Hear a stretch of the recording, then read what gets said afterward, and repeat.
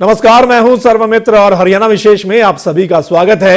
हरियाणा विशेष में आज एक बड़ा मुद्दा है, मतलब 10,000 करोड़ रुपए का घोटाला सामने आया है। मामला वैट और टैक्स चोरी से जुड़ा हुआ है। एसआईटी की जांच में यह खुलासा हुआ है। प्रदेश के बिल्डर्स, उद्योगपति, डेवलपर ने पिछले कई सालों में टैक्स चोरी की। इसमें आबकारी और कराधान विभाग के अधिकारी भी शामिल हो सकते हैं, ऐसा रिपोर्ट में कहा गया है।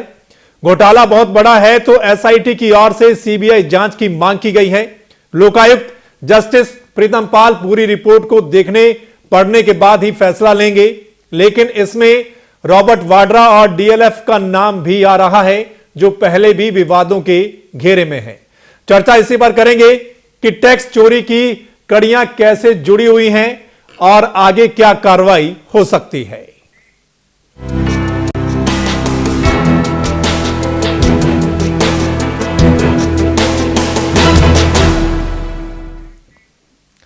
प्रदेश में वैट कम देने और वैट रिफंड देने के एक मामले में 10,000 करोड़ रुपए से ज्यादा का घोटाला सामने आया है।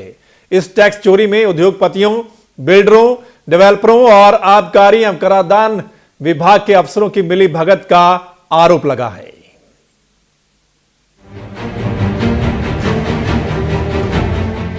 आईजी रेलवे श्रीकांत जागव की अध्यक्षता में गठित एसआईटी ने लोकायुक्त जस्टिस प्रीतम पाल को एक रिपोर्ट सौंपी है, जिसमें 10,600 करोड़ रुपए की टैक्स चोरी बताई गई है। दरअसल साल 2011 में कैथल निवासी सतबीर ने प्रदेश के लोकायुक्त जस्टिस प्रीतम पाल को शिकायत की थी। लोकायुक्त ने तब एसआईटी को जांच के आदेश दिए थे। एसआईटी ने अब इस घोटाले की सीबीआई जांच कराने की सिफारिश की है। वहीं लोकायुक्त का कहना है कि रिपोर्ट का अध्ययन करने के बाद फैसला लिया जाएगा। शिकायत थी कि सेल टैक्स डिपार्टमेंट में कि काफ़ी उसमें हेराफेरी है, उसमें मिस एप्रोप्रिएशंस हैं, कुछ करप्ट प्रैक्टिसेस हैं, ऐसी थी। तो उसकी हमने इंक्वायरी करवाई है। वो हम जब रिपोर्ट फाइनल हो जाएगी, अभी उसको कई पहलुओं से देखना है। उसमें हो सकता है हमें कुछ अभी नोटिस भी इशूज करने पड़े जिनके अगेंस्ट वो रिपोर्ट मिलेगी, तो उनको सुनने के बाद ही हम कुछ फाइनलाइज कर पाएंगे। रिपोर्ट में कहा गया है कि टैक्स चोरी के तार दूसरे राज्यों से भी जुड़े हैं। एसआईटी का दावा है कि इतना बड़ा घोटाला विभागीय अधिकारियों की मिलीभगत के बिना संभव नहीं है। रिपोर्ट में कहा गया है कि रॉबर्ट वाड्रा और डीएलएफ जैसी रियल एस्टेट की कई कंपनियों ने वैट सही तरीके से जमा नहीं कराया है। ब्यूरो रिपोर्ट, एवं तहलका, हरियाणा। तो 10,000 करोड़ रुपए से ज्यादा का घोटाला सामने आया है। एसआईटी गठित की गई थी, जिसने रिपोर्ट सौंपी है कल जस्टिस प्रीतम पाल, जो कि लोकायुक्त हैं हरियाणा के, उनको रिपोर्ट सौंपी गई है। और जस्टिस प्रीतम पाल का कहना है कि रिपोर्ट का अध्ययन करने के बाद आगे उस पर फैसला लिया जाएगा। मामला टैक्स चोरी से जुड़ा हुआ है। वैट रिफंड का जो मामला है, वैट का जो मामला है, इसमें हम चर्चा करेंगे कि कैसे ये तार जुड़े हुए हैं और जो शिकायत करता है उससे भी बात करते हैं। इस चर्चा में मेरे साथ जो मेहमान शामिल हैं, मैं आपको बता दूं, उमंग खोसला जी हैं, टैक्स मामलों के वकील हैं। मेरे साथ वीरेंद्र सिंह चौहान जी जुड़ेंगे, अभी नहीं जुड़े हमारे साथ। सतीश नांदल जी हैं, इनेलो के वरिष्ठ नेता हैं, प्रवक्ता हैं। मेरे साथ संत कुमार जी रहेंगे, फोनों पर रहेंगे ये। और मेरे साथ डॉक्टर सुरेंद्र धीमान जी मौजूद हैं, कार्यकारी संपादक हैं एवं तहलका हरियाणा के। हमारे साथ जुड़ गए हैं सतबीर सिंह जी, जिन्होंने शिकायत की थी। सबसे पहले उनके पास चलते हैं, कैथल के निवासी हैं। सतबीर जी, आपका स्वागत है एवं तहलका हरियाणा पर। हाँ जी, हाँ जी। सतबीर जी, आपसे जानना चाहते हैं कैसे आपने शिकायत की थी, कैसे आपको पता चला इस मामले का, और आप शिकायत किससे आपने की थी, जिसके बाद ये पूरी जांच सौंपी गई और अब रिपोर्ट सौंपी गई है, जांच जो कमेटी थी एसआईटी की ओर से। ऐसे जी, मैंने 2011 में ये शिकायत कैथल में उस टाइम मौजूदा डीटीसी अनिल राव से करी थी जी। दिल्ली से फर्जी दस्तावेजों पर बिल तो होते हैं और फर्जी होते हैं, उनमें टैक्स की चोरी हो रही है। ट्रांसपोर्ट न्यू इंडिया के खिलाफ, न्यू इंडिया ट्रांसपोर्ट के खिलाफ मैंने शिकायत करी थी। तो अनिल राव ने मेरी बात नहीं सुनी। उसके बाद फिर मैंने अनुराग रस्तों की ईटीसी से फोन करा चंडीगढ़। तो उसने कहा भाई मैं किसकी ड्यूटी लाऊं। अमित भाटिया ईटीओ ने 4 गाड़ियां पकड़ी, 7 लाख का लगभग जुर्माना लगाया था। उसके बाद टैक्स माफिया ने मेरे साथ ट्रांसपोर्ट सेल टैक्स के दफ्तर में अमित भाटिया के सामने झगड़ा किया। मैं थाना में गया, मैंने 88 नंबर रिपोर्ट दर्ज कराई। 89 नंबर मेरे लड़के के खिलाफ झूठी बाजू टूटी की रजिस्ट्री कराया प्रशासन ने, क्योंकि कांग्रेस का राज है और ये कांग्रेस के सहयोग से ट्रांसपोर्टें चल रही थी। तो वहां मेरे लड़के के खिलाफ पर्चा दर्ज हो गया। उसकी फिर मैंने शिकायत मुख्यमंत्री, टैक्स के मंत्री ऊपर सबको करी, किसी ने सुनाई नहीं करी। मैंने किस तरह कंप्लेंट डाली एक लोकायुक्त साहब को 726 नंबर जी। उसने फिर मेरी सुनाई, मेरी सच्चाई को जानते हुए इंक्वायरी के आदेश दिए, जिसमें मेरे लड़के को निर्दोष साबित कराया गया। फिर उसके बाद मैंने कंप्लेंट लोकायुक्त साहब को डाली, भाई ये टैक्स माफिया है, फर्जी दस्तावेजों पर प्रदेश में टैक्स की चोरी हो रही है और ये फर्जी रिफंड बिल घोटाला करते हैं, फर्जी बिलों पर जैसे D2 फर्जी तैयार करते हैं और प्रदेश का ये करोड़ों का नुकसान कर रहे हैं जी। तो लोकायुक्त साहब से मैंने कहा, दिल्ली से हरियाणा में 21 ट्रांसपोर्ट हैं, 21 जिले 21 में 2 ट्रांसपोर्टें चला रहे हैं। एक पर तो उस टाइम की मुख्यमंत्री सुनने में आता था, मैं मुख्यमंत्री गरहड़ी का सहयोग था, एक में किरण चौधरी का सहयोग था, तो धनुआ का सिर था। सारा प्रदेश ने खूब लूट कर खाया जी ने प्रदेश। अच्छा ये बताइए आप क्या करते हैं? मैं किसान हूं जी। अच्छा।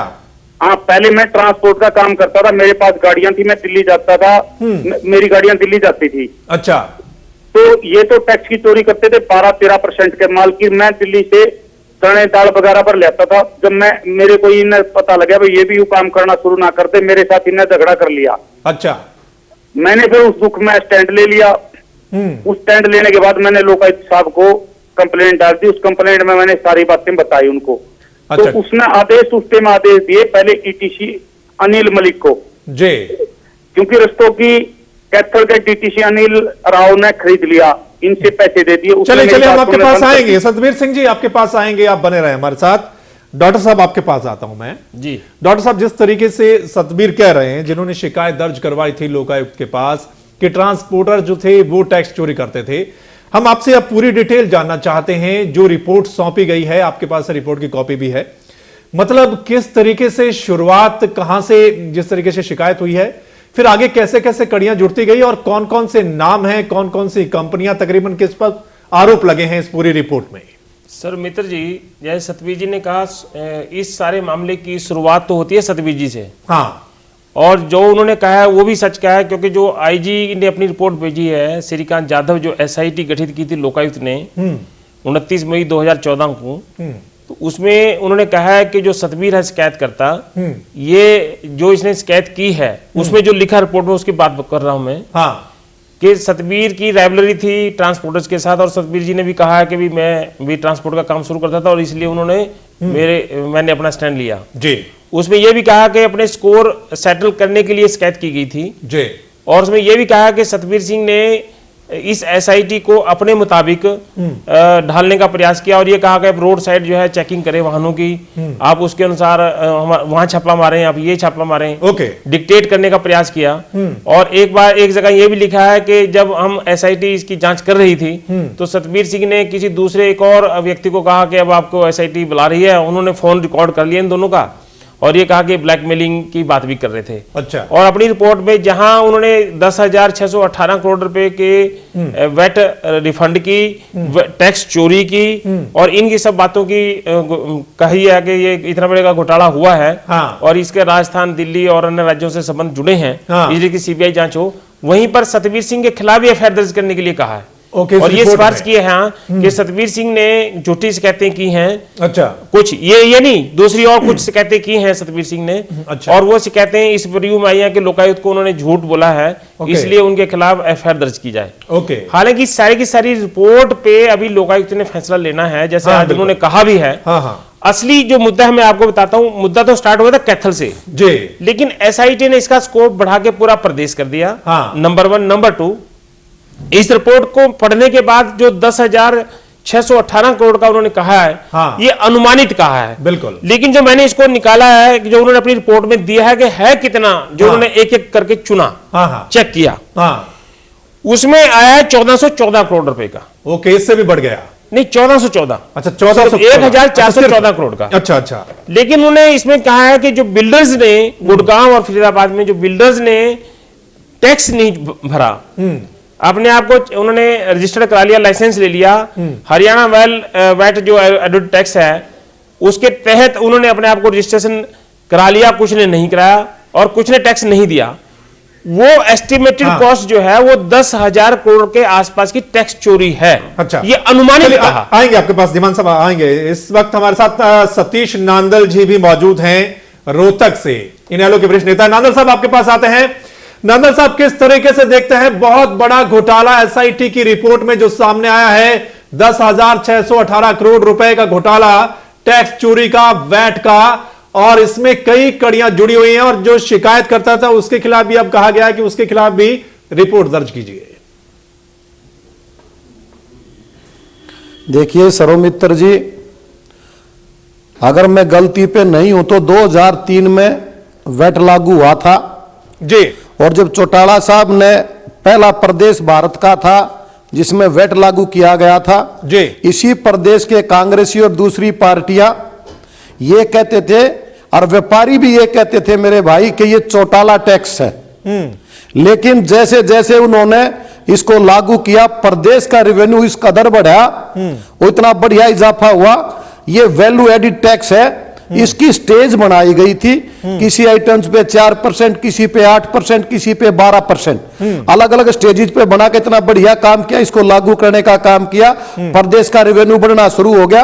और कांग्रेस वालों ने जब इलेक्शन हुआ 2005 में, 2005 का जब इलेक्शन हुआ, उस इलेक्शन में भी इस मुद्दे को उठाया था कि चौटाला साहब ने ये अननेसेसरी टैक्स लाद दिया। लेकिन बाद में उसी कांग्रेस सरकार ने इस वैट के दौरान वैट को बुनाने का काम किया और कुछ दिन के बाद जब ये एम्बिग्युइटी सामने आई, ये कमियां सामने आई, जिसका अब ये पटापेक्स हुआ है कि 10,618 करोड़ का घोटाले तो इसकी तय में जाएंगे, बहुत ज्यादा घोटाले मिलेंगे।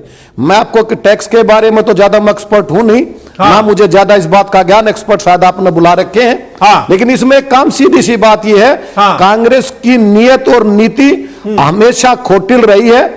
हमेशा उन्होंने प्रदेश को लूटने का काम किया है। जब हमारी सरकार थी उस टाइम वैट बहुत बढ़िया चल, रेवेन्यू बहुत आया। जिस दिन कांग्रेस की सरकार बनी उसके 4-5 महीने बाद इसमें ये कमी आनी शुरू होगी। चलिए इस पर जवाब ले लेते हैं। इस पर बात आपके सामने आपने सवाल उठाया है कांग्रेस पर, तो कांग्रेस के नेता संत कुमार जी हमारे साथ फोन लाइन पर मौजूद हैं। संत कुमार जी, आप कह रहे थे जब चौटाला सरकार ने ये वैट लगाया तो आपने कहा ये गलत है, ये है वो, और उसके बाद आपके सरकार की बात हो रही है पिछले 10 साल के कार्यकाल की, इतना बड़ा घोटाला सामने आया है। सरोमित्र जी, मैं माफी चाहूंगा बीच में बोलने की। सरोमित्र जी, हाँ जी, हाँ जी, माफी चाहूंगा। ये मेरे बड़े भाई संत कुमार जी उस टाइम हमारी पार्टी में होते थे। अच्छा, चलिए अब तो कांग्रेस में संत कुमार जी, इसलिए उन्होंने विरोध नहीं किया, कांग्रेसियों ने विरोध किया था। संत कुमार जी, हेलो। हाँ, देखिए नांदल साहब ने जो एक बात कही ना, नांदल साहब ने ये कहा है कि 2003 में लागू होकर के 2005 तक इतना रेवेन्यू आया वैट के जरिए, और फिर जब कांग्रेस की सरकार आई तो रेवेन्यू कम होता चला गया। उस दौरान ज्यादा रेवेन्यू आया, बाद में रेवेन्यू कम होता चला गया। अच्छा, मेरे मित्र को शायद ये जानकारी नहीं कि 2005 में हरियाणा सरकार का जो बजट था उससे 2009 के जब चुनाव हुए उस टाइम वो बजट 10 गुना बढ़ गया था। तो वो बजट जो बढ़ा वो वैट बढ़ने की वजह से बढ़ा ना। आपने 2014 का जो बजट था, मेरे बड़े भाई, वैट अलग चीज है, आप बीचों बोला नहीं, इसको जोड़ नहीं पा रहे। आप सुन तो लो। आपका जो उस टाइम पे 2005 का जो बजट था 3300 करोड़ का था, और 2014 का बजट 32,000 करोड़ का था भूपेंद्र हुड्डा की सरकार में। भूपेंद्र हुड्डा ने जिस प्रकार से विकास के काम किए हैं, आप तो इंजीनियर हो, ठेकेदार भी हो, पढ़े लिखे हो, आपके सारे नोटिस में है कि विकास किस गति से हुआ। और उसमें विकास में आपका भी सहयोग रहा बिल्डिंगें बनाने में। अरे चौहान साहब, हम आपका तो धन्यवाद करते हैं। हाँ, तो हरियाणा में रिकॉर्ड तोड़ विकास हुआ। कौन से डायवर्ट हो रहे हैं? हरियाणा के आज के मुख्यमंत्री ने गुजरात में जाकर के ये कहा, मनोहर लाल खट्टर जी ने, कि हरियाणा प्रदेश हिंदुस्तान में नंबर 1 है। ये कोई 2 महीने में नंबर 1 नहीं हुआ। ये मुख्यमंत्री भूपेंद्र हुड्डा ने खून पसीना बहा करके जिस पर चलिए संत कुमार जी, बिल्कुल बिल्कुल, हमारी चर्चा का एक्चुअली मुद्दा जो है वो ये कि घोटाला सामने आया है, 10,000 करोड़ रुपए से ज्यादा का घोटाला है, वैट से जुड़ा हुआ। बिल्कुल चौहान साहब आपके पास आ जाते हैं जी। निश्चित तौर पर आपको एक और बात मिल गई है कि पिछले 10 साल में इतना बड़ा घोटाला सामने आया है, और उसमें खासकर जो नाम सामने आया है रॉबर्ट वाड्रा का, डीएलएफ का, कि उनकी कंपनियां भी, वो भी जुड़े हुए थे, कहीं ना कहीं उन्होंने भी गोलमाल किया है। देखिए, मैं जो जहां संत कुमार जी बोल रहे थे वहीं से डोर को पकड़ना चाहता हूं। और इन्होंने कहा कि बड़ा भारी विकास हुआ इनके कार्यकाल में। विकास एक सतत चलने वाली प्रक्रिया है, वो कम होता है, ज्यादा होता है, और कई बार विकास होता है लेकिन फॉल्टी विकास होता है, विकास होता है लेकिन गड़बड़ झाले वाला विकास होता है। इनके समय में हरियाणा अगर आगे बढ़ा तो वो कहीं ना कहीं लंगड़ा लूला होकर के आगे बढ़ रहा था, कहीं चोट खाकर के जख्मी होकर के आगे बढ़ रहा था। ये चीजें धीरे धीरे, हम चुनाव से पहले भी कहते थे, जनता ने उस बात को स्वीकार किया, हमें सत्ता में लेकर आई। और जिस तरह से ये घोटाला एसआईटी में निकल करके सामने आया है, इतना बड़ा आंकड़ा, ये अपने आप में इस बात का प्रमाण है कि देखिए साहब, कुछ तो डेवलपमेंट तो हुई थी, कहीं कुछ फ्लैट्स भी बने थे, कहीं कुछ बिल्डिंग्स, बड़ी बड़ी इमारतें, अट्टालिकाएं खड़ी हुई हरियाणा में, लेकिन उस प्रक्रिया में विकास जो हो रहा था वो कहीं ना कहीं कुछ घरानों का हो रहा था, कुछ अफसरों का हो रहा था, कुछ मिलीभगत वाले लोगों का हो रहा था। और उस प्रोसेस में सरकार की कोताही या मिलीभगत या दोनों के चलते 10,000 करोड़, मैं सर मित्र जी आपकी जानकारी के लिए बताना चाहता हूं कि ये न्यूनतम आंकड़ा है। ये आंकड़ा जब सीबीआई की इंक्वायरी इस मामले में होगी तो ये कई गुना जा सकता है। किसी ने भी इस अवधि में किसी सरकार में बैठे हुए व्यक्ति ने चिंता नहीं की कि किन किन लोगों को, खासतौर पे मैं बिल्डर्स की बात करना चाहूंगा, कि बिल्डर्स पर इतने मेहरबान थे पिछली सरकार के करता धरता कि उनकी तरफ किसी की निगाह नहीं गई, या यूं कहिए कि निगाह गई हुई थी लेकिन निगाहें मिली हुई थी। तो अब वो चीज पकड़ में आई है, इस सरकार के कार्यकाल में वो चीज सामने आई है। हम लोग इस मामले को इसको चाहिए कि इसको चरम तक लेकर जाएंगे, और जिसने चोरी की है उससे उसकी वसूली करके हरियाणा के खजाने में उनको लौटाने के लिए विवश करेंगे, चाहे वो कितना ही बड़ा आदमी क्यों ना हो। पता चलेगा, क्योंकि सीबीआई जांच की सिफारिश की गई है एसआईटी की ओर से, और लोकायुक्त ने कहा है अध्ययन करने के बाद यह फैसला लिया जाएगा। निश्चित तौर पर बहुत बड़ा घोटाला है, और यहां पर दर्शकों के लिए बता देंगे हम कि किस तरीके से टैक्स चोरी इन्होंने किया है, क्या क्या घपला हुआ है। बहुत बड़ा रेवेन्यू सरकार को मिलता है वैट से, लेकिन वो सरकार को ना मिलकर कितना बड़ा गड़बड़ झाला हुआ है, इस पर हम हमारे साथ बने हुए हैं उमंग खोसला जी, जो कि जानकर हैं, टैक्स मामलों के वकील हैं। खोसला साहब आपके पास आते हैं। ये जो मामला सामने आया है, एसआईटी ने जांच की है, और इतने सालों में कई कंपनियों ने, कई बिल्डर ने, डेवलपर ने ये टैक्स नहीं दिया सरकार को जो रेवेन्यू मिलता है। हम आपसे जानना चाहते हैं कि किस तरीके से ये सब गड़बड़ झाला हुआ और सरकार को पता ही नहीं चला। ऐसे होता है कि जो बिल्डर्स हैं, बिल्डर्स कोई भी बिल्डिंग बनाता है, वो उस बिल्डिंग के अंदर एक टैक्स और रेवेन्यू लेता है, लेबर पार्ट होता है उसमें ये जो अकॉर्डिंग टू एक्ट उसमें लेबर और खर्चे जो होते हैं वो सारे लेस किए जाते हैं। अच्छा। और जब एक बिल्डिंग 100 रुपए की चीज है, उसमें 70 रुपए तक लेस करके ले जाते हैं बिल्डर। अच्छा। और मार्केट में वो 100 वाली चीज 1000 रुपए में बेचते हैं। अच्छा। एक्चुअल में टैक्स 1000 रुपए में आना चाहिए 100 में। तो ये होता क्या है, वो 100 रुपए की अंडर वैल्यू करके उसके ऊपर टैक्स की बचत कर लेते हैं। उसको 10 रुपए का बचाएंगे, 15 रुपए का बचाएंगे। ठीक है। मैं डॉक्टर साहब आप बता दीजिए थोड़ा सा ना, हमारे दर्शकों के लिए बताना बहुत जरूरी है कि ये मामला होता क्या है। सरल भाषा में आप बताएंगे कि वाकई में किस तरीके से गड़बड़ झाला कंपनियों ने किया है, बिल्डर ने किया, क्या कुछ किया है। पहले जैसे मैं बता रहा था, तो दर्शकों को बीच में बात टूटी हुई है, अभी बीच में उसको जोड़ना चाहता हूँ। इस रिपोर्ट की मुख्य बात क्या है। जो सतवीर जी हैं उन्होंने तो शिकायत की थी कैथल में ट्रांसपोर्टर्स की कि दिल्ली से सामान ले आते हैं, हाँ। बिना पर्ची के बिना बिलों के लेके आते हैं और यहाँ पर कैथल और आसपास के जिलों में उतार देते हैं, उसमें टैक्स चोरी हो रही है। इशू तो सिर्फ ये था। जब एसआईटी ने इसका स्कोप बढ़ाया तो इसमें आज जो रिपोर्ट मेरे सामने है उसमें एक तो वाड्रा डीएलएफ का मामला, हाँ। रॉबर्ट वाड्रा देश में जाना पहचाना और चर्चित नाम है, केस भी सबको पता है। बिल्कुल। एक केस तो अशोक खेमका ने उठाया था जो उसकी म्यूटेशन रद्द की थी, बिल्कुल। ये बिल्कुल उसी से जुड़ा, उसी का मामला जो उसकी म्यूटेशन रद्द की थी अशोक खेमका ने। एसआईटी के जो चीफ आईजी श्रीकांत यादव, उन्होंने इस केस को टैक्स से जोड़ा। ओके। उन्होंने कहा कि जब रॉबर्ट वाड्रा की जो कंपनी है उसने इस प्लॉट को लिया, सीएलयू कराया और लाइसेंस बेच दिया जमीन समेत डीएलएफ को 58 करोड़ रुपए में, हाँ।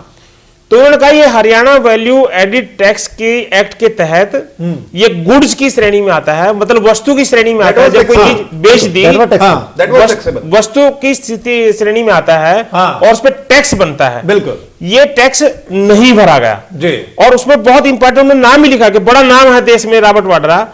रॉबर्ट वाड्रा ने इसमें हरियाणा वैल्यू एडिड टैक्स की उल्लंघना की है जी। उनके खिलाफ तो ये केस मतलब उनके खिलाफ तो टैक्स के तहत कार्रवाई की जाए जी।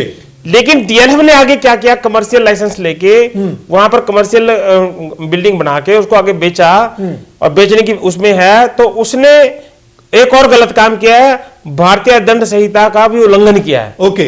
तो उन्होंने कहा डीएलएफ के खिलाफ एफआईआर दर्ज की जाए। अच्छा। तो इस केस को अगर मैं इस रिपोर्ट को दो बड़े हिस्सों में मान के चलूं कि एक तरफ रॉबर्ट वाड्रा, एक तरफ डीएलएफ, फिर उन्होंने इसका स्कोप जब बिल्डर्स के खिलाफ लगाया कि कितना बिल्डर्स ने इसमें सारा टैक्स का चोरी किया है, उन्होंने गुड़गांव और फरीदाबाद में, क्योंकि डीएलएफ का मैक्सिमम जो काम है वो गुड़गांव फरीदाबाद के एरिया में है जी, तो उन्होंने डीएलएफ के खिलाफ एक तो जो वाड्रा ने जमीन बेची थी उसके मामले एफआईआर दर्ज करने के लिए कहा है, और इसके अलावा डीएलएफ के खिलाफ 6 एफआईआर और दर्ज करने के लिए कहा। 1 2 3 4 5 और 6। अच्छा। उसमें कहा है कि 6 अलग अलग मामलों में 463 करोड़ और 94 लाख रुपए का टैक्स चोरी किया है डीएलएफ ने। अच्छा। तो 6 एफआईआर तो उस मामले में अलग अलग मामलों में दर्ज की जाए जी। उसमें उन्होंने कहा कि जी मैंने जो बैलेंस शीट निकाली वो डाउनलोड की वहां से, जहां से कुछ और नाम भी है। हाँ, कुछ और नाम, इसमें कुछ और नाम है। हाँ। इसमें जो और नाम है वो है Omaxe, universal, landmarks, well, MR, MGF, Raheja, अच्छा, बीपीटीपी, अच्छा, और ओमैक्स। ये जो कंपनी है गुड़गांव की कंपनी है, ये गुड़गांव फरीदाबाद। गुड़गांव फरीदाबाद में डॉक्टर साहब की जानकारी में जो डॉक्टर साहब ने तथ्यात्मक जानकारी दी, उसमें एक पक्ष और जोड़ना चाहता हूं। जो मेरे सूत्र बताते हैं वो ये है कि ये तो बड़े बड़े मगरमच्छों के नाम वो नामित हो गए वहां पर। असल में जब जांच होने लगी, जांच की चिंगारी निकली कैथल से, मामला केवल ट्रांसपोर्टर्स तक सीमित था, फिर वो चावल तक चला गया, राइस एक्सपोर्ट तक चला गया, और अंततोगत्वा जाके सरोमित्र जी बात ये निकली कि ये राइस एक्सपोर्टर्स तो कोई बहुत बड़े मगरमच्छ नहीं है, और बड़े मगरमच्छों का एक बड़ा समुद्र है, और उस समुद्र में मगरमच्छों का आकार बहुत बड़ा है। कहीं वाड्रा को भी पकड़ेंगे तो शायद उस पर्टिकुलर जमीन की अगर बात करें जो पहले से विवाद में है, बिल्कुल, वो डॉक्टर साहब ने बताया वो कोई बहुत बड़ा सा आंकड़ा नहीं बनता। टोटल को देखें, अधिकांश उस दौर में जो बिल्डर फले फूले पनपे पॉलिटिकल संरक्षण में, वो सबके सब इसकी जांच के दायरे में आते हैं, सब अपराध की श्रेणी में उनके कृत्य आते हैं। और मैं इसमें पॉलिटिकल जो पार्ट है मैं उसकी तरफ सरोमित्र जी ध्यान दिलाना चाहूंगा सबका, कि जब जांच बढ़ने लगी और जांच केवल एक ट्रांसपोर्टर ने एक शिकायत की थी, हाँ बिल्कुल, और जांच में से यह हुआ कि उस जांच अधिकारी ने जब आपका रिकॉर्ड मंगाना शुरू किया, हाँ, तो ये लगा कि इसके अंदर से तो न जाने क्या क्या निकलने वाला है। ओके। तो जैसे ही वो चीज निकलनी शुरू हुई, ये जो पावरफुल बिल्डर लॉबी जो सरकार के संरक्षण में पल रही थी, इस बिल्डर लॉबी ने फिर अपना ऑपरेशन चलाना शुरू किया। ओके। और उस सारे ऑपरेशन का टारगेट ये था कि किसी तरह एसआईटी के जो पंजे हैं, उसके जो हाथ हैं, उनको सिकोड़ करके कैथल तक सीमित करा दिया जाए। ओके। ब्यूरोक्रेसी और और बिल्डर लॉबी मिलकर के बनाया पिछले राज में ये काम करती रही और कहीं ना कहीं उसको पॉलिटिकल संरक्षण था। अगर नहीं होता तो उस तरह की गतिविधियां नहीं होती। जी ये मामला एक वाक्य और, ये मामला जब हमारी सरकार आई तो उस समय भी ब्यूरोक्रेसी के एक वर्ग ने ये इस तरह से इसको सरकार के सामने पेश करने की कोशिश की कि चलिए साहब रोकिए इसको, ये तो इसको कैथोल तक रहने दीजिए, अपनी सीमाएं पार कर रहे हैं। अच्छा। अब मुख्यमंत्री की संज्ञान में ये मामला आया और माननीय मुख्यमंत्री ने ये कहा कि भ्रष्टाचार का अगर कहीं भी कोई अंश भी आपको दिखाई दे रहा है तो कहीं रुकने की आवश्यकता नहीं है, सबको उघाड़िए। रिपोर्ट सामने आ गई, बिल्कुल रिपोर्ट सामने आ गई और बहुत बड़ा घोटाला। संत कुमार जी आपके पास आते हैं। पॉलिटिकल संरक्षण था, बड़े बड़े बिल्डर उस समय में फले फूले हैं, सरकार टैक्स लगाती है, पैसा इकट्ठा करने के लिए आम लोगों पर टैक्स लगा देती है, लेकिन ये हजारों करोड़ रुपए बिल्डर्स ने नहीं दिए, दूसरी जो कंपनियां हैं उन्होंने नहीं दिए और सरकार ने बिल्कुल नहीं देखा इस बारे में। हेलो, हाँ जी संत कुमार जी। सर्वे मित्र जी, मैं एक बात कहना चाहता हूँ। हाँ, ये मेरे मित्र चौहान साहब बड़ी बढ़ा चढ़ा के बात जिस तरीके से कहने लग रहे हैं, तथ्यों पर बोल रहा हूँ साहब भाई है जी, तथ्यों पर बोल रहा हूँ। आप तो तथ्यों में बोल रहे हो तो मैं तथ्य पर ही आपको बताना चाहता हूँ। हाँ बताइए। कोई सुनिए, ओमेक्स, डीएलएफ, ये आईटीपी, ये दो कंपनियां जिनके नाम आए हैं, ये कंपनियां गुजरात में बिल्डिंग बनाने का काम करने लग रही है, पहले भी अब भी। सुनिए मेरी बात। हाँ। अगर आप इतने दूध के धोए हैं तो ये जांच ये एसआईटी चौधरी भूपेंद्र सिंह हुड्डा ने बैठाई थी, उन्होंने एसआईटी का गठन किया था। बिल्कुल नहीं। और हम आज भी एक बात क्लियर करते हैं कि एसआईटी को पूरी पावर दे, दूध का दूध और पानी का पानी सामने लाए। इसमें जो भी दोषी है उसको जनता के सामने उजागर करने का काम करे। कांग्रेस और भूपेंद्र हुड्डा हम इस बात के पक्षधर हैं कि दोषियों को सामने लाने का काम किया जाए। हम इसमें कोई, क्योंकि एसआईटी और इंक्वायरी जांच कराने का सबसे पहली सरकार ने की थी, कांग्रेस सरकार ने की थी। आप तो कल आए, ये रिपोर्ट कोई कल तैयार नहीं हुई है। ये रिपोर्ट कांग्रेस शासन के टाइम पे ही सारी जांच हुई है। और वीरेंद्र जी, इसमें देखिए जनता का पैसा है, अगर वो गड़बड़ी जिसने भी की है, कोई भी होता है, चाहे वो व्यापारी है चाहे ट्रांसपोर्टर है, कांग्रेस इस बात की पक्षधर है कि हरियाणा की खून पसीने की कमाई का अगर किसी ने, चाहे वो व्यापारी है चाहे ट्रांसपोर्टर चाहे वाड्रा है, हाँ, अगर दुरुपयोग किया उसको सामने आना चाहिए, लाना चाहिए। और हम सरकार को इस मामले में सहयोग देंगे, कांग्रेस पार्टी सहयोग देगी। आप चाहे कोई किसी का भी नाम हो, उसके अंदर इंक्वायरी साफ तरीके से कराइए। वो बिल्डर चाहे गुजरात के। अच्छा, एसआईटी ने तो रिपोर्ट साफ दिया आपने, मतलब अब तो मामला उन्होंने कहा कि सीबीआई की जांच होनी चाहिए, दूध का पानी तो वहां पर हो जाएगा। फिर ये है कि ये लोग जांच को बीच में तोड़ मरोड़ करने का काम करेंगे और इस बात का इशारा वीरेंद्र चौहान जी दे चुके हैं कि इस सरकार में दबाव डालने का काम कुछ लोग करने लग रहे हैं। हमने तो दबावों को दबा दिया साहब, ये सरकार ने। संत कुमार जी, हमने दबावों को दबा दिया और ये कह दिया कि जांच का दायरा अगर कैथल तक सीमित करवाने का कोई प्रयास कर रहा है, मुख्यमंत्री ने हमारे कहा कि इग्नोर दैट, जहां जहां भ्रष्टाचार निकल के आ रहा है, कितने भी बड़े मगरमच्छ हो वहां तक जाना चाहिए। सर मित्र जी, एक बात और जोड़ना चाहता हूं। पहले तो मैं आभार जता दूं कांग्रेस के प्रवक्ता का कि आज उन्होंने एक साहसपूर्ण काम किया है। इन्होंने कहा है कि हरियाणा के खून पसीने की कमाई, हरियाणा की मिट्टी का पैसा, हरियाणा की धरती का, हरियाणा के लोगों का पैसा अगर कोई चोरी करके लेकर गया, चाहे वो कितना ही बड़ा क्यों ना हो, चाहे वाड्रा भी क्यों ना हो, वो वापस आना चाहिए। अच्छा ठीक भाई, इतना एक बात मैं जोड़ना चाह रहा हूं, एक डायमेंशन और, जहां पर बीती सरकार की मंशा संदेह में आती है। पूरे कार्यकाल में आपने बिल्डर से वो टैक्स जो बनता था, जो कि विभागीय अधिकारियों, पॉलिटिकल संरक्षण और बिल्डर्स के एक कोटरी ने वो खजाने में आने नहीं दिया।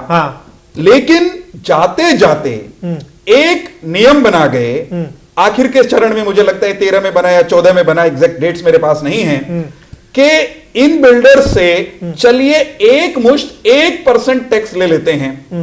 आप 1% टैक्स वसूल करके उनको कितने परसेंट का हजारों करोड़ का अगर फायदा दे रहे हैं, तो आप हरियाणा का भला करने की इच्छा रखते हैं क्या? चलिए चर्चा इस पर करेंगे, संदिग्ध नहीं है क्या? चर्चा इस पर करेंगे और थोड़ा सा खंगालने की कोशिश करेंगे कि कड़ियां कहां कहां जुड़ी हुई हैं। फिलहाल वक्त एक छोटे से सौमित्र ब्रेक जी, का।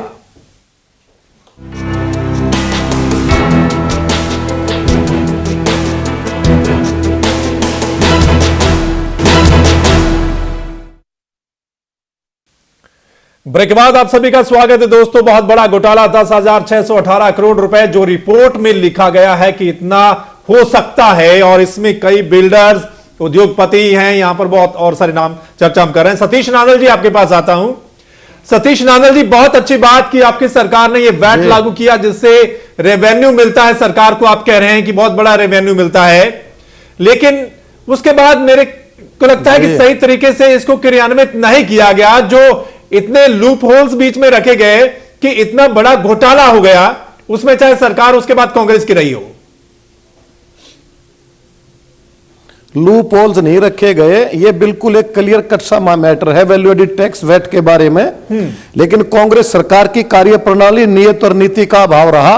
और मैं एक बात यहां बताना चाहूंगा, अभी ये मेरे दोनों भाई अभी चर्चा कर रहे थे, दोनों उस बात का श्रेय लेने के चक्कर में थे। ये 29 मई को एसआईटी गठित की गई माननीय प्रीतमपाल लोकायुक्त के माध्यम से। उस टाइम बीजेपी की सेंटर में सरकार 26 मई को बनी थी। बीजेपी को कोई श्रेय नहीं है। भूपेंद्र हुड्डा जी, ये इंडिपेंडेंट बॉडी है, ये अपने करते, भूपेंद्र हुड्डा का इसमें कोई योगदान नहीं है। अब ये रिपोर्ट लागू हुई है, अब ये मेरे भाई अभी चौहान साहब कह रहे थे कि लोग चाहते थे कि ये सिर्फ कैथल में जारी रहे। मैं ये मान के चलता हूं यहां पे कि एसआईटी 29 मई को गठित की गई और आदरणीय प्रीतमपाल जी की ने उनको गठित किया, तो पूरा का पूरा श्रेय ना तो कांग्रेस को जाता ना बीजेपी को जाता, ये प्रीतमपाल जी को, लोकायुक्त जी को जाता है। उन्होंने एसआईटी गठित की और इस घोटाले को उजागर किया। नहीं तो बीजेपी की सरकार सेंटर में बने हुए 6 महीने हो गए, स्टेट में बने हुए इनको 3.25 महीने हो गए, आज तक इन्होंने एक भी किसी चीज को उजागर करने का काम नहीं किया। तो ये धन्यवाद देना चाहिए प्रीतमपाल जी को, आदरणीय प्रीतमपाल जी को और उनकी कार्यशैली को। देखिए क्यों उन्होंने तो पीछे जब वो सीडी कांड हुआ था उसको भी उजागर करने का काम किया, लेकिन कांग्रेस ने उसको दबाने का काम किया था। तो ये दोनों मेरे भाई जो श्रेय लेना चाहते हैं, ये बिल्कुल गलत है, झूठा है। बीजेपी का कोई रोल नहीं, कांग्रेस का कोई रोल नहीं। ठीक है नांदल साहब, बिल्कुल मैं इसका जवाब देंगे। आप हमारे साथ सतबीर बने हुए हैं जिन्होंने शिकायत की थी। सतबीर जी सुन रहे हैं मेरी आवाज? नहीं है हमारे साथ इसमें। केवल नांदल जी को बिल्कुल उत्तर दूंगा। नांदल जी, आपने ध्यान से मेरी बात नहीं सुनी।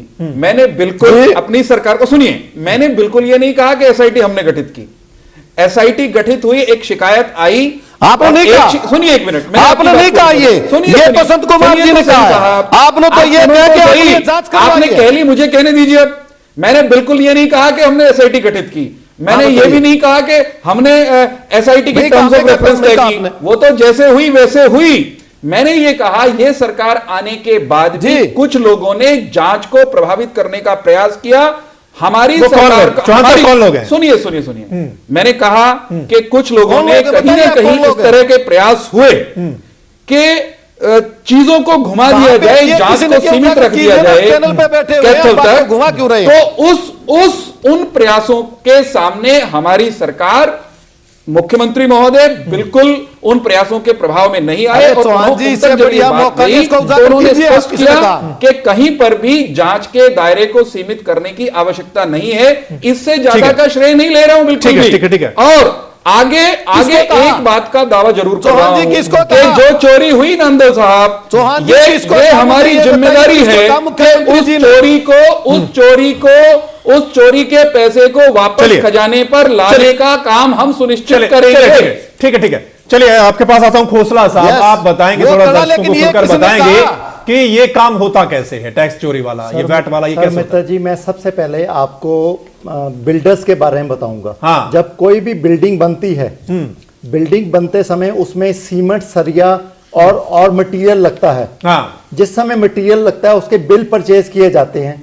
एक हमने बिल परचेज कर लिया और वो मटेरियल बीच में नहीं लगाया, उस बिल के ऊपर टैक्स दे के आते हैं, वो टैक्स हम क्लेम कर लेते हैं। एक तो ये मुद्दा हो गया, एक पॉइंट ये हो गया। ओके, मतलब दूसरा जो वैट रिफंड इसको कहते हैं, इसको वैट रिफंड कहते हैं, वैट रिफंड या वैट एडजस्टमेंट, ठीक है। और दूसरा पार्ट क्या होता है भी, वो हमने बिल्डिंग खड़ी करी, उसमें वैट के अंदर कोई भी लेबर पार्ट, कोई भी उसमें इनपुट लगी है, कोई भी उसमें वर्कर ने काम किया, कुछ काम किया, सारे जो पार्ट होता है उसका एक्चुअल एक्सपेंसेस जितने हुए हैं, एक्चुअल में क्या होता है बेसिकली, अगर कोई भी आज की डेट में बिल्डिंग बनती है उसके ऊपर 70 से 80% का मटेरियल लगता है या 60% का, ठीक है।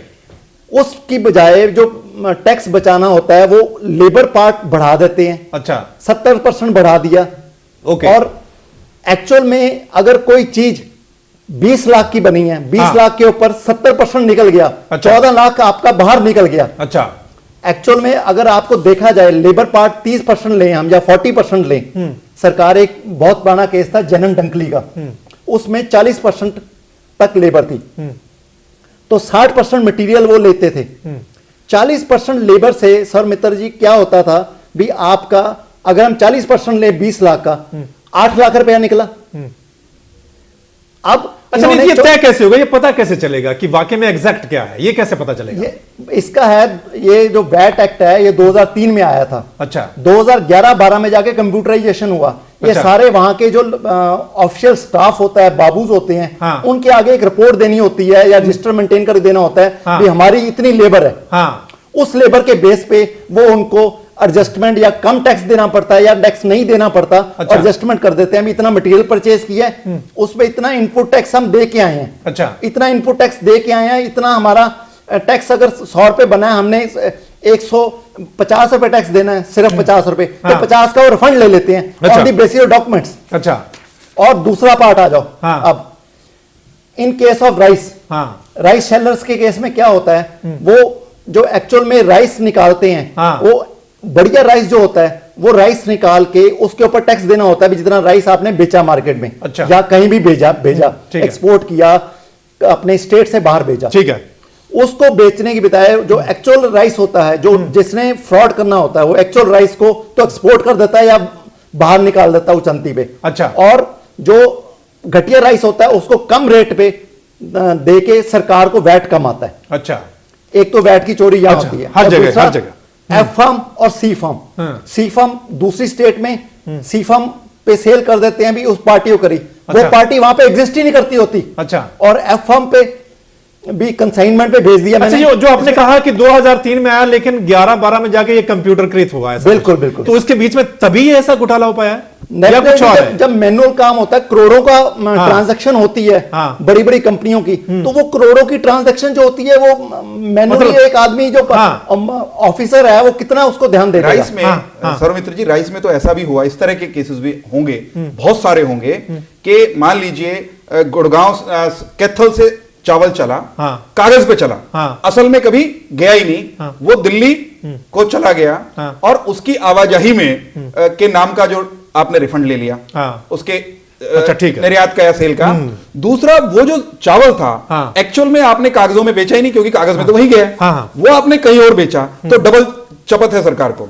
आपने असल में जहां बेचा वहां टैक्स की चोरी है, और जहां आपने बेचा ही नहीं, जहां वो केवल कागजों में ट्रेवल करके चला गया, उसमें आपने कहीं रिफंड ले लिया। तो बिल्कुल बहुत सारे मामले हैं डॉक्टर साहब आपके पास। एक मिनट मैं बताना चाहूंगा, उसमें क्या होता है, जिस समय बाहर गया, बाहर कोई फर्म को सेल किया, वो फर्म एग्जिस्ट ही नहीं करती। जैसे दिल्ली सेल किया, दिल्ली से सी फर्म ले लिया, 2% पे सेल कर दिया, तो एक्चुअल टैक्स जो आया नहीं सरकार को, सिर्फ 2% पे सेल करके फॉर्म दे दिया।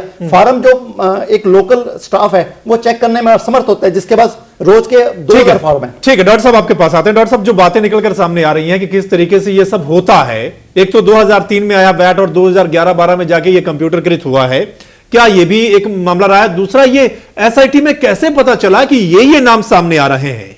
देखो, मैंने आपको जैसे पहले बताया, एसआईटी ने अपना जब एरिया बढ़ाया, हाँ, जो गुड़गांव और फरीदाबाद का, उन्होंने टाउन एंड कंट्री प्लानिंग से पूछा कि कितने बिल्डर्स को लाइसेंस दिए गए, अच्छा, कमर्शियल और residential. Town and country planning department ने उनको जानकारी दी कि 682 उनके नाम भी दिए, कंपनियों के 682 लाइसेंस के नाम दिए, कंपनियों के नाम दिए, एड्रेसेस दिए। अच्छा, तो एसआईटी के जो चीफ हैं उन्होंने जो फोकस किया, जो मैंने कंपनियों के नाम बताए उन पे, अच्छा, जो 6 या 7 कंपनियां थी, इसमें डीएलएफ मुख्य थी और ये दूसरी अन्य कंपनियां थी, और रॉबर्ट वाड्रा पे फोकस किया। दूसरी कंपनियों पे जो इन 6-7 कंपनियों के जो मैंने आपको नाम बताए हैं, इनमें उन्होंने निकाला 796 करोड़ रुपए का टैक्स जो कम दिया गया। एवेजन है, इसको टैक्स चोरी बोल सकते हैं, इसको ये कह सकते हैं कि एक फ्लैट जो बना के भेजे उन्होंने 250 करोड़ रुपए के, फॉर एग्जांपल उसमें अलग अलग दिए हैं, उनमें तथ्य दिए हैं, और वो उन्होंने डिपार्टमेंट को बताया 125 करोड़ के जी। लेकिन एसआईटी ने डाउनलोड की उनकी बैलेंस शीट, अच्छा, उस बैलेंस शीट में फिर उनके एग्जैक्ट अमाउंट मिल गया कि 250 करोड़ का बेचा था, तो वो 125 करोड़ का जो डिफरेंस था, ऐसे 6-7 केसेस में जिनमें एफआईआर दर्ज करने के लिए उन्होंने कहा, सिफारिश किया, उन सभी में एफआईआर के दर्ज करने की सिफारिश इसलिए किया है कि डिपार्टमेंट को कुछ और बताया और उसमें जो बैलेंस शीट थी उसमें कुछ और निकला। और नंबर 1 बिंदु। दूसरा बिंदु, उन्होंने एक एस्टिमेटेड कहा, अनुमान बताया कि गुड़गांव फरीदाबाद में जो 682 कंपनियां हैं, ये बिल्डर्स जो हैं, डेवलपर्स जो हैं, ये इनमें 10,000 करोड़ का टैक्स चोरी का संभावना है, अनुमान है, लेकिन वो एग्जैक्ट उन्होंने जो बताया वो 796 करोड़ रुपए का बताया। और एग्जैक्ट बताने में डॉक्टर साहब दूसरा बिंदु हम उसमें नहीं जाना चाहते भी, जो एसआईटी की रिपोर्ट है उसकी बात कर रहे हैं। जो कैथल का इशू था, जहां से स्टार्ट हुआ था केस, कैथल में ट्रांसपोर्टर्स के साथ उनकी 3 प्रकार की गड़बड़ी उन्होंने बताई है कि एक तो उनका अंडर असेसमेंट की गई है जो ट्रांसपोर्टर्स की थी, और मिलीभगत की है। सभी में उन्होंने लिखा कि डिपार्टमेंट के अधिकारियों की, कर्मचारियों की सारी जगह मिलीभगत है। एक तो रिपोर्ट ने, एसआईटी ने अपनी सारी रिपोर्ट में ये कहा। अच्छा, दूसरा कहा से कैथल में तो सिर्फ 18 करोड़ रुपए का घोटाला हुआ है। सिरसा, फतेहाबाद, हिसार में सिगरेट जो डीलर्स हैं, उन पे बोगस तौर पे फंड रिफंड करा लिया, वेट रिफंड करा लिया। अच्छा, वो 300 करोड़ रुपए के आसपास है। ओके। सोनीपत और करनाल में जो राइस एक्सपोर्टर्स हैं, जो विदेश में भेजते हैं, उनका 300 करोड़ रुपए का है। ठीक है। और 10,000 करोड़ का गुड़गांव फरीदाबाद होता है। तो उन्होंने एक और विषय ये बताया, जो बार बार चौहान साहब जिस बात की तरफ इशारा कर रहे हैं, एक सीनियर आईएएस अफसर का उन्होंने नाम लिखा है एसआईटी ने। अच्छा, कि जब इन अधिकारी ने सबसे ज्यादा काम रोकने का, हमारी जांच को रोकने का प्रयास किया, और उन अधिकारी ने लोकायुक्त को भी चिट्ठी लिखी है। अच्छा, कि जांच कैथल तक सीमित रही जाए। अच्छा, मैंने अभी उन अधिकारी से पूछा था कि ये मामला क्या है। हाँ, उन्होंने कहा है कि इस सरकार, जो इसी सरकार में वो अधिकारी लगे, पहले नहीं लगे थे। नंबर 1 तो थोड़ा सा क्लैरिटी, जैसे नंदा साहब भी कह रहे थे, बिल्कुल ठीक कह रहे थे, ये सरकार की जो नियुक्ति है अधिकारी की, वो बीजेपी सरकार ने किया, खट्टर सरकार ने। ठीक है। और वो इस महकमे में पहले सेक्रेटरी के तौर पे या उसके तौर पे नहीं थे। ठीक है, ठीक है। वो कहते हैं कि इस सरकार ने हमें टारगेट दे रखा है 31 मार्च 2015 तक 25,000 करोड़ रुपए का रेवेन्यू हमने टारगेट हमें दे रखा है, कलेक्ट करना है। अच्छा, और इस वक्त हमारी असेसमेंट चल रही थी, इसलिए हमने कहा था कि अभी आप कैथल तक का कर लो, आगे जब भी और जांच हमारे पास जो भी रिकॉर्ड चाहिएगा हम रिकॉर्ड दे देंगे जब असेसमेंट पूरी कर लेंगे। अच्छा, ये उनका पक्ष है। ओके। जिस अधिकारी का नाम उन्होंने लिया था, जो सतबीर शिकायत करते थे, कि जो ईटीसी रहे थे अनिल मलिक, मैंने उनसे पूछा, वो कहता है ये तो बहुत ऑनगोइंग प्रोसेस है। अच्छा, अंडर एस्टिमेट वो करते रहते हैं, अंडर असेसमेंट करते रहते हैं, डिपार्टमेंट उनको जो पूरा ईमानदार से जो होना चाहिए उतना करता रहता है, और ये कोर्ट में जाता रहता है, ट्रिब्यूनल में जाता रहता है। और इसमें रिपोर्ट ने भी ये कहा है, एसआईटी की रिपोर्ट में बहुत सारे केसेस को उन्होंने हवाला दिया कि इतने सारे डिपार्टमेंट उनकी तरफ निकाले हैं, लेकिन वो कोई हाई कोर्ट में है, कोई सुप्रीम कोर्ट में पेंडिंग है। बिल्कुल बिल्कुल बिल्कुल। टैक्सेशन का सारा मामला इस प्रकार। चौहान साहब आता हूं आपके पास। संत कुमार जी, संत कुमार जी आप बने हुए हमारे साथ? नहीं, संत कुमार जी नहीं बने हुए हैं, बने हुए हैं। सतीश नांदल जी आपके पास आ जाता हूं। सतीश नांदल जी, निश्चित तौर पर अगर ये चोरी ना होती टैक्स की, इतना रेवेन्यू सरकार को आता, तो पिछले 10 सालों में और ज्यादा विकास या और ज्यादा जनता के लिए कुछ स्कीमें आ सकती थी। विकास तो इन्होंने क्या करना था, कर्जा कम हो जाता, 82,000 करोड़ था वो 72,000 करोड़ रह जाता। देखिए, अब ये मेरे भाई जो एक्सपर्ट बैठे हुए सेल टैक्स के, आप बिल्डर्स के बारे में आप इनसे पूछ रहे थे, ये बता रहे थे, मुझे ज्ञान तो नहीं, लेकिन मैं थोड़ा सा प्रकाश इस पे डालना चाहता हूं कि कोई भी कॉन्ट्रैक्टर, कोई भी बिल्डर जब बिल्डिंग बनाता है या सरकारी कॉन्ट्रैक्टर बिल्डिंग बनाता है, तो उसका एक फिक्स सेल टैक्स कटता टोटल ग्रॉस अमाउंट पे।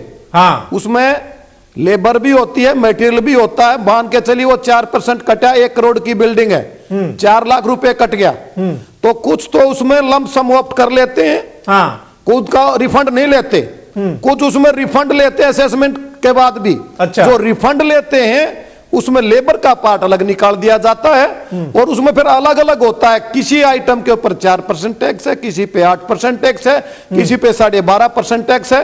हो सकता है किसी बिल्डिंग में 4% का ज्यादा लगा हो, ठीक है, हो सकता है किसी बिल्डिंग में 8% का ज्यादा लगा हो। तो ये सारी कैलकुलेशन करने के बाद उस टाइम असेसमेंट होती है और उसके बाद रिफंड मिलता है। तो ये बिलों में जो प्रॉब्लम की थी इन्होंने, बिल तो कटवाए नहीं और असेसमेंट करवा के रिफंड ले गए। ये घपला ये है।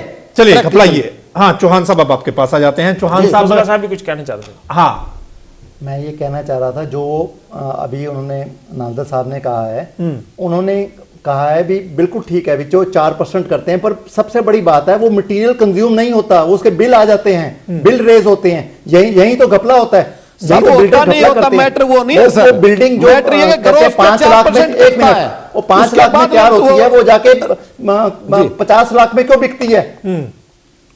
बिल्कुल। चलिए चौहान साहब आपके पास आते हैं। चौहान साहब, जब कोई बिल्डर से मकान खरीदता है तो उसको तो पूरे महंगे रेट में मिलता है, लेकिन शायद सरकार को सही आंकड़ा नहीं बताया जाता। क्या निश्चित तौर पर अब इस बात पर ध्यान रखेगी आपकी सरकार और ये जो मामला है इसमें सही तरीके से कार्रवाई होगी? देखिए, ये संकेत तो सरकार ने आते ही, सरकार को आए हुए अभी 2-2.5 महीने हुए हैं और ये मामले की परिणति एसआईटी की रिपोर्ट का आना ये हमारे सरकार के आने के बाद हुआ है। अच्छा। निश्चित रूप से अभी तो जो खबरें हैं जिस तरह की आप सिरे मत लो चौहान जी, उसके अनुसार एक तो सुनिए साहब, मैं तो आपके बीच में बोल नहीं रहा था। धन्यवाद कीजिए आप। मैं सिर्फ ये कह रहा हूं कि ये अभी लोकायुक्त के पास विचाराधीन है। हाँ। लोकायुक्त इस पर क्या निर्णय लेते हैं, उसके बाद सरकार के स्तर पर जो करने योग्य होगा वो सरकार निश्चित रूप से करेगी। अच्छा। एक बात तय है कि भ्रष्टाचार को ढकने का कोई भी प्रयास ये सरकार स्वीकार नहीं करेगी। अच्छा। इस बारे में बहुत क्लियरली बताया गया है। अच्छा। कुछ चीजें उभर करके जो सामने आई हैं, हाँ। मेरे पास उनके प्रमाण नहीं हैं, लेकिन एक जर्नलिस्टिक जो तथ्यों की छानबीन में से यह भी निकल करके आया कि जब एसआईटी अपना काम कर रही थी तो जो चोर थे, चाहे वो बिल्डर्स रहे हों, चाहे उनमें अधिकारियों की मिलीभगत रही हो या कहीं पॉलिटिकल संरक्षण देने वाले लोग हों, उनमें जबरदस्त हड़कंप रहा और उन्होंने इस बात की पुरजोर कोशिश की आखिरी कदम तक के जो फैक्ट्स हैं, फॉर एग्जाम्पल जो अभी भी चर्चा में भी ये बात उभर करके सामने आई कि एक्चुअल आंकड़े वो किसी ने अवेलेबल नहीं कराए। सरकारी अधिकारी भी कई विभागों के, जो मेरे पास जानकारी है, वो उनके नाम उजागर करो ना जी, छिपाने का प्रयास जांच की प्रक्रिया के दौरान कर रहे थे। हम ये सुनिश्चित करेंगे कि चौहान साहब की बात को थोड़ा आगे बढ़ाते हैं। आप बताएंगे। A powerful lobby which includes senior bureaucrats and officers of the excise and taxation departments, Haryana, rice industry, builders and developers, transporters, etc. has swung into action to derail the SIT probe.